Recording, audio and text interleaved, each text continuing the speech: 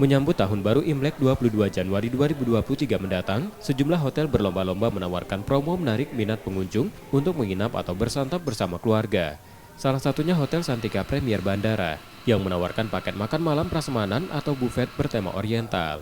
Khusus di malam Imlek pada Sabtu 21 Januari 2023, hotel ini menyajikan beragam sajian istimewa khas negeri tirai bambu dalam puluhan jenis makanan dan minuman.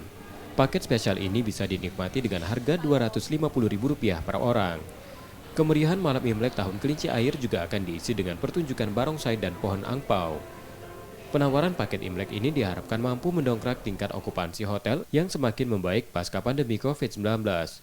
Pihaknya juga menyiapkan 152 kamar hotel dengan sejumlah fasilitas yang cocok bagi keluarga yang ingin menghabiskan akhir pekan.